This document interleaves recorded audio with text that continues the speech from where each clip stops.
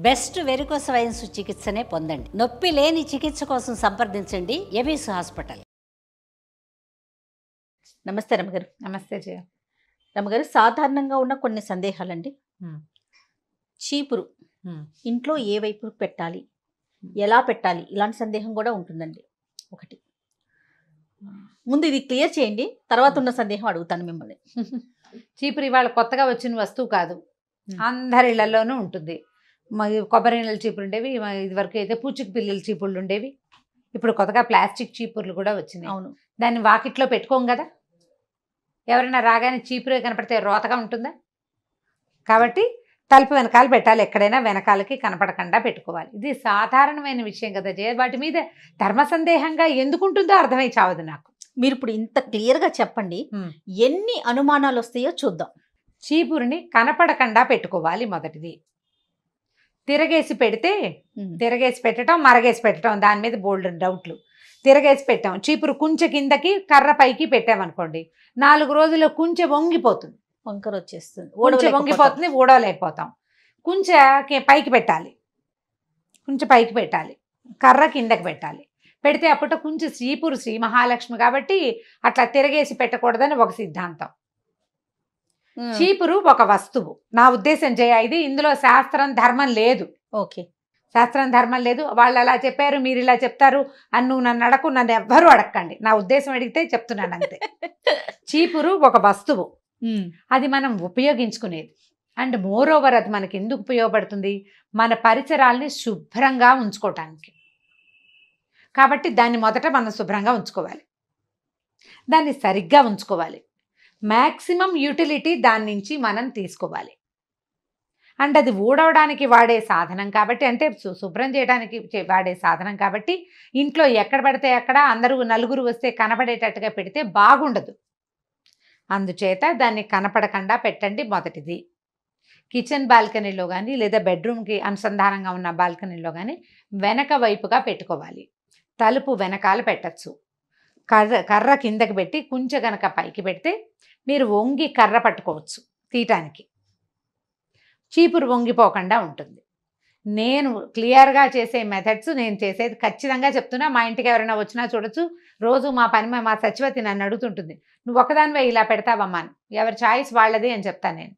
దానికి ఆ చీపురికి ఒక చిన్న తాడు కట్టి ఒక గోడకి ఒక పక్కన బాల్కనీలో వేళ్లాడేస్తాను నేను. దానికి తడి తగలదు, కింద పడిపోదు, వంకరపోదు. క్లియర్గా ఒక చోట ఒక మూలకి ఉంటుంది. ఆ కేబుల్ లోపల బాల్కనీలోకి వచ్చి ఆ వైపుకి ఎవరైనా తిరిగితే తప్పిస్తే నా చీపురు ఎవరికి కనపడదు. ఇప్పుడు దేవుడి గది మనం శుభ్రంగా ఉంచుకోవాలని, పవిత్రంగా ఉంచుకోవాలనుకుంటాం. ఇల్లంతా ఊడ్చే చీపురుని దేవుడి గదిలో పెట్టకూడదు కదా, పెట్టకూడదు. ఈశాన్య మూల బరువు పెట్టకూడదు, ఏమి పెట్టకుండా కొంత ఖాళీ ఉంచాలని భావిస్తాం. అలాంటి చోట మనం చీపురు పెట్టకూడదు. దిక్కులు క్లియర్గా చెప్తున్నా కదా. నైరుతి మూల సాధారణంగా బీరువాలు అవి పెట్టుకుంటాం. బీరువాల పక్కన పెట్టద్దు చీపురు. ఎందుకంటే బీరువాలోనే మన జీవితం అంతా కష్టపడి సంపాదించుకున్న డబ్బు, దశకం, బంగారం, ఏదైనా ఆస్తిపాస్తుల వ్యవహారాలు అక్కడే ఉంటాయి. కాబట్టి చీపురులో కొంత క్రిమికీటకాదులు ఉండే అవకాశం ఉంది కాబట్టి, దుమ్ము ఉంటుంది కాబట్టి దాన్ని బీరువా పక్కన పెట్టద్దు, బట్టల దగ్గర పెట్టుకోవద్దు. అది మామూలు గదుల నుంచి కొంత సెపరేట్గా కాస్త బయట వైపుకి ఉంచుకుంటే సరిపోతుంది. 2 చీపుళ్ళని ఒక దగ్గర పెట్టకూడదు అంటారు. 2 చీపుళ్ళని ఓ దగ్గర పెట్టకూడదు, ఇది ఒక సిద్ధాంతం. 2 కొత్త చీపుళ్ళు అయితే పెట్టుకోవచ్చు. రోజు ఊడ్చుకునే 2 కలిపి ఒక దగ్గర పెట్టకూడదని కొంతమంది ఇప్పుడు ఆ డౌట్ వస్తుందని అందుకే చెప్తాను. ఈ 2 చీపుళ్ళు ఓ దగ్గర పెట్టుకుని పెడితే దరిద్రము అని చెప్తారు. ఏం లేదు, ఓ పాత చీపురు ఓ కొత్త చీపురు పెట్టామనుకో, ఒకటి వాడుతున్నాం, కొత్తది ఇంకోటి తీసాం, పాతది పారేయం, కొంచెం కుంచుందిలే ఏ వరండావో ఊడ్చుకోవచ్చు అని పెడతాం. అవును, అది ఉంచుకుంటాం. వరండాలు జిమ్కోవడానికి, కొంచెం బూజు జిమ్కోవడానికైనా ఉంటుంది అని ప్లాన్ చేసి కొత్త చీపురేమో ఇల్లు ఊడ్చుకుంటాం, ఇదేమో బాల్కనీలో వాకిలో ఊడవడానికి పక్కన పెడతాం. ఇప్పుడు ఆల్రెడీ బాగా పాతబడిన చీపుర్లో కొంచెం ఎక్కువ జర్మ్స్ ఉండే అవకాశం ఉంది. అవి ఆటోమేటిక్గా కొత్త చీపుర్లోకి వెళ్తాయి. అందుకు వద్దంటారు. కాబట్టి పాత చీపురు బయట పారేసి కొత్త చీపురు తీసుకోండి. ఇల్లు తుడిచే గుడ్డలు అవి కూడా మనం ఇల్లు తుడుస్తాము, ఒక బట్టతోటి ఇల్లు తుడుస్తాము, గట్లు తుడుచుకుంటాము. అవి ఎవరైనా వచ్చే వాకిట్లోనే పెడితే బాగుంటుందా? చూడ్డానికి నీట్ ఫీల్ రాదు కదా. అలుగు గుడ్డలు కనపడుతుంటే రోతగా ఉంటుంది, ఇల్లు బాగోదు. అందుకని వాటిని కనపడకుండా ఉంచుకుంటాం. చీపురు శ్రీ మహాలక్ష్మి అని ఒక మంచి పాయింట్ ఉంది, దాన్ని తొక్కకూడదు, అవునండి, దాటకూడదు, తొక్కకూడదు, అనుకుంటాం. దాటకూడదు. ఈ రెండు ఎందుకు చెప్తారంటే చీపురే మన ఆరోగ్యానికి ప్రధాన హేతు, అందుకే చీపురు శ్రీ మహాలక్ష్మి. ఆరోగ్య లక్ష్మికి కారణమైంది చీపురు. దాన్ని దుమ్ము తుడుచుకుంటాం కదా, అవును. మరి అలాంటి వస్తువుని కొంత పవిత్రంగా ఉంచాలి కదా. తొక్కితే ఏముంది, చీపురు నలిపోతుంది, విరిగిపోతుంది. దాంట్లో ఏదైనా ఒకటి అరా జర్మ్స్ ఉంటే వాటి దారిన లేకుండా అవి ఇంటి మధ్యలో వేసుకుని తొక్కేమంటే కాళ్ళకి పట్టేస్తాయి అవి. అవును. అందుకు ఆ పని చేయకూడదని జయ మనకి పాతకాలపు పద్ధతులన్నీ మనకి భయాన్నో భక్తినో కలగజేసి మాన్పించేందుకే చాలా మటుకు, అంటే చెడు పనులు చేయకూడని పనులు మాన్పడం కోసం భక్తి లేదా భయము ఈ రెండు భావాల్ని ప్రవేశపెట్టారు. అవునండి, అదైతే 100%. చీపురు పరిశుభ్రంగా ఉంచుకోవాల్సిన వస్తువు, ఎందుకంటే అదే మన ఇంటి శుభ్రతని కాపాడుతుంది. కనపడకుండా పెట్టుకోండి. నా మెథడ్ అయితే నేను వేళ్లాడేస్తాను ఖచ్చితంగా, అందులో ఎటువంటి డౌట్ లేదు. బాగుందండి మీ ఐడియా, సూపర్. ఇప్పుడు బాల్కనీలో పడుకోబెట్టడం, ఏం చేస్తారమ్మ గారు? పుల్లల చీపురు కూడా అంతే చేయ, అంటే కొంచెం ఎత్తులో డస్ట్బిన్ పెట్టుకోవడానికి ఒక కార్నర్ ఉంది, ఆ కార్నర్ పైన పెడతాను. నీళ్లు శుభ్రంగా ఏదైనా తడి ఉందనుకో, నీళ్ళు కారిపోతే చీపురు ఆరిపోతుంది. ఓకే. చీపురులో తడి ఉండదు. కొంచెం కిందకి పెట్టామనుకో, పుల్లల చీపురులో తడి ఉండి కొంచెంతా నానిపోతుంది. అవును. 2 రోజుల్లో వాసన వస్తుంది. మనం ఆ బాల్కనీ వాటితోటి తుడిచామనుకో, ఇప్పుడు ఆ వాసన వల్ల వచ్చేటువంటి ఏ రకమైన బ్యాక్టీరియా అయినా మన ఇంట్లోనే వాసన వస్తుంది, అడుగులు విరిగిపోతాయి. వాసన రానివ్వకూడదు. వాసన వచ్చిందంటే బ్యాక్టీరియా, అంతే. వాసన రాకుండా ఉండాలంటే చీపురు ఆరిపోవాలి. శుభ్రంగా కడిగేసి దాన్ని ఎక్కడైనా దాన్ని కూడా కొంచెం పుల్లల చీపురు టైట్గా కట్టేయాలి. ఒక తాడు కట్టి వేళ్లాడేస్తే తడి ఆరిపోతుంది. తడి ఆరిపోతే ఇంకా అనారోగ్యం లేదు, ఇంకా అందులో డ్రై అయిపోతుంది కదా. తడి ఉండేసరికల్లా మనకి బ్యాక్టీరియా డెవలప్ అవుతుంది. జాగ్రత్తగా చేసుకోవాల్సినవి ఇందులో భక్తి మీరు ఉంచుకోండి. కావాలంటే మీకు అలవాటు ఉంటే కనుక మన ఇళ్లలో ఉన్న పద్ధతులు కాదు, మేము ఇలాగే పెడతాం, మా అమ్మగారు ఇలాగే చెప్పారంటే చక్కగా చేయండి అమ్మా, మీ అమ్మే కరెక్ట్, మీ అత్తగారే కరెక్ట్. నా విధానం అయితే ఇది. నేను ఏమనుకుంటా అంటే ఇల్లు, దాన్ని శుభ్రం చేసే వస్తువు, దీన్ని బాగా ఉంచుకోవాలి, అంతే. రెండో ప్రశ్న, అద్దం పగలకూడదంటారు.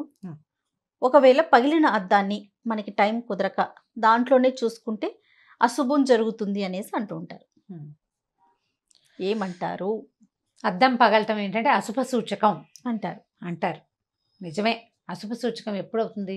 అది ఏదైనా ఒక్క చిన్న నెరుసు పగిలింది, మన అన్నంలో పడచ్చు, బియ్యంలో పడచ్చు, కాలి కింద పడచ్చు, మన కర్మగాలి కంట్లో పడచ్చు, ఏ పిల్లాడో తొక్కచ్చు. ఎన్నున్నాయి? ఇన్ని ఉన్నాయా? అందుకే అశుభం అద్దం. ఓకే. చూడ్డానికి వాడే వస్తువు చక్కగా క్లియర్గా కనపడేటట్టుగా ఉండాలి. అద్దం పగిలిన అద్దంలో మొహం చూసుకుంటే ఏం బొట్టు కట్టుగా పెట్టుకున్న ఇట్లా ముక్కగా కనిపిస్తుంది. మన మీద మనకే అయిష్టం వస్తుంది కాదు, మొహం అలా కనపడుతుంటే. అద్దం ఎందుకు? మన మొహం మనం క్లియర్గా చూసుకోగలగడానికి. అందంగా అందము అది అందం లేదు. ప్రతి వాళ్ళు అందంగా ఎలా ఉంటారు? వాళ్ళమే అందం కదా. ఇప్పుడు అంటే మన ముఖాన్ని మనం పూర్తిగా చూసుకోగలగటం, ఆ అవకాశం లేని అద్దాన్ని ఇంట్లో ఉంచుకోకూడదు. ఆ అద్దమే మన తాలూకు భరోసా. బాగానే ఉంది నా మొహం అని నువ్వు అనుకోవటానికి భరోసా అద్దమే కదా. కంట్లో ఏదో పడింది, చూసుకోవాలి, అద్దం కావాలి. నువ్వు బొట్టెట్టుకోవాలి, కాటికి పెట్టుకోవాలి, మొహాన్ని పౌడర్ రాసుకోవాలి, ఏదో మెళ్ళ వేసుకున్న వస్తువు చూసుకోవాలా వద్దా? మరి చూసుకోవడానికి అర్థం కావాలి. అది ముక్కగా ఉంటే ఏం కనపడుతుంది నీకు? నీ తాలూకు అపీరెన్స్ మీదే నీకు డౌట్గా ఉంటుంది. అంతే, కరెక్ట్. అందుకు దాన్ని ఉంచుకోకూడదు. విరిగిన అద్దాలు, పగిలిన అద్దాలు ఇంట్లో ఉంచుకుంటే కనుక మన మీద మనకి అనుమానంగా ఉంటుంది. అద్దం కూడా మహాలక్ష్మి స్వరూపమే. మహాలక్ష్మి మన మీద మనకి ధైర్యాన్ని ఇస్తుంది. నీ దగ్గర 100 రూపాయలు ఉంటే 100 ఉంది అనుకుంటావు, 1000 రూపాయలు ఉంటే 1000 ఉంది అంటావు, 1,00,000 ఉంటే 1,00,000 ఉంది నాకేంటి అనిపిస్తుందా? లక్ష్మి అలాంటి ధైర్యాన్ని ఇస్తుంది. అద్దం కూడా అంతే. ఇంత శుభ్రంగా ఉన్నాను నాకేమిటి, వాడు ఎవడో పెళ్లి చేసుకోకపోతే గడద గుడ్డు అనిపిస్తుంది. అద్దం లేకపోతే అదే నీ అద్దం ముక్కగా ఉంటే నీ మొహం మీద నీకేమి ధైర్యం ఉంటుంది? ఏముండదు, ఏమీ కాదేమో అనిపిస్తుంది. అందుకని దాని మహాలక్ష్మిని అదని కాదమ్మా, మనం ముఖం చూసుకోవాల్సిన వస్తువుని సరిగ్గా ఉంచుకోవటం. మనకి అవసరమైన వస్తువు కదా ఇది. పగిలితే రీప్లేస్ చేయండి ఇమీడియట్గా. పగిలిన అద్దాల వల్ల పొరపాటున మన చెయ్యి తగలచ్చు, తెగచ్చు. ఏ పిల్లలో పెద్దవాళ్ళో వేళ్ళు తెగిపోవచ్చు. అది పటకమనే అంచు దాంట్లోంచి జారి పడింది అనుకోండి, ఒక్క నెరుసెగిరి ఎక్కడ పడినా ప్రమాదమే కదా. అది ఎంత ఉపయోగపడే వస్తువో అద్దం, మనకు చాలా అవసరం. రోజువారీ అద్దంలో మొహం చూసుకోకుండా కుదరదు అసలు. ఒక పలకైనా ఇది మనం మొహం చూసుకునే అర్థమే గుచ్చుకుంది అనిపిస్తుందా మనకి? అనిపించదు కదా. అందుకని దాంతో కేర్ఫుల్గా ఉండాలి. ఇవన్నీ నా సిద్ధాంతాలు, ఇందులో శాస్త్రాలు మాత్రం లేవు. మీ సిద్ధాంతమే అడుగుతున్నాం మేము కూడా. రైట్. ఇంకొకటి, కలబంద మొక్క అలోవీరా ఇంట్లో ఉంచుకోవచ్చా ఉంచుకోకూడదండి? అంటే పెంచుకోవచ్చా పెంచుకోకూడదా? అంతే. ఇప్పుడు మనం బాల్కనీస్ లో పెట్టుకుంటాం, పెట్టుకోవచ్చు, పెట్టుకోకూడదని కొంతమంది, పెట్టుకోవచ్చని కొంతమంది. అయితే తమిళనాడులో చూస్తే రమ్మగారు, చెన్నైలో గుమ్మాలకు కట్టుకుంటారండి. ఇక్కడ ఇక్కడ కూడా కడుతున్నారు. బేగం బజారు అవైపు షాపులకి వెళ్తామా, బేగం బజార్ కంటే కూడా మోండా మార్కెట్ లో ప్రతి షాపు బయట వేలాడేస్తారు. కలబంద కడితే దిష్టి తగలదని అనుకుంటారు. కాకపోతే కలబంద ఎంత హెల్త్ బెనిఫిట్స్ ఉన్న చెట్టు. అవును కదా. అది స్కిన్కి మంచిది, జుట్టుకి మంచిది, పొట్ట లోపలకి తీసుకుంటే మంచిది. బోల్డని మంచిలున్న చెట్టు ఇంట్లో పెంచుకోకూడదని ఎందుకు అనుకోవాలి ఎవరైనాను? పైగా ఇంట్లో అంటే పెట్టాం కదా, బయటే పెడతాం, పెరుగుతుంది, ఏమవుతుంది? పెంచుకోకూడదనే నియమం ఏంటది? ముళ్ళ మొక్క అని అంటారు. అది ఇప్పుడు దానికి ఉన్న ముళ్ళు గుచ్చుకునేది కాదు, గట్టిగా మనం చేయి పెడితే తప్ప. నువ్వు చాలా చేయి పెట్టినా అదేం పెద్దగా తెగదు జయ, తెగదు. మా మార్కెట్లో కూడా ఉంది. బాల్కనీలో పెట్టుకోవచ్చు. గబుక్కుని ఏదైనా చేయి కాలినా కట్ అయినా ఓ చిన్న ముక్క కట్ చేసి కాస్త అక్కడ రుద్దితే కాలిన చోట మారిపోతుంది. అది ఆయుర్వేద రీత్యా అది ఆరోగ్యానికి ఉపయోగపడే మొక్క కదా, హెర్బ్. అంతేగా, హెల్త్ హెర్బ్. దాన్ని ఉంచుకోవచ్చు మనం, ఎందుకు ఉంచుకోకూడదు? అంత అనుమానం ఏం పడక్కర్లేదని అనుకుంటున్నా. ఇప్పుడు ముళ్ళ మొక్కలు అంటే క్యాక్టస్లు అవి పెంచుకుంటున్నారా? ఇళ్లలో పెంచుతూనే ఉంటారు క్యాక్టస్. అసలు ముళ్ళ మొక్కలే పెంచుకోకూడదు అంటారు. మరి అవన్నీ పెంచుకుంటూనే ఉన్నారా ఫ్యాన్సీగా? వాటి వల్ల వీసమెత్తు ఉపయోగం లేదు. సౌందర్యం కూడా ఏమో నాకైతే ఏం అనిపించదు. కొంతమందికి ఇష్టం, ఆ ముళ్ళుగా ఉంటుంది, ముద్దుగా ఉంది, బాగుంది, ఇట్లా చిన్నగా వస్తుంది, దాని నిండా ముళ్ళు ఉంటాయి. అదేవిడ బుడుంగు మనం మొలిచినట్టు ఉంటుంది, బాగుంటుంది. ఒకళ్ళకి నచ్చుతాయి అవి, వాళ్ళ ఇష్టం అది. ఇప్పుడు ఇది ఆరోగ్యానికి ఉపయోగపడే ఒక మొక్కని ఎందుకు ఉంచుకోకూడదు? పోనీ మీకు ఉంచుకోకూడదు అనిపించింది, ఇది పెట్టుకున్నాక నాకేదో అశుభం జరిగిందని మీరు భావించారు, తీసేయండి. అలా భావిస్తే గనక, ఈ మొక్క రావటం వల్లే ఇది వచ్చింది అని భావిస్తే గనక తీసేయండి. అలాంటి అనుమానాలు ఏం లేకపోతే శుభ్రంగా పెంచుకోవచ్చు, ఏమీ పర్వాలేదు, హ్యాపీగా పెంచుకోవచ్చు. పక్కన పడేస్తారు. అదేమన్నా పెంచుకోవడం అంటే దాని పాపాయిలాగా ఎత్తుకుంటామా మనం?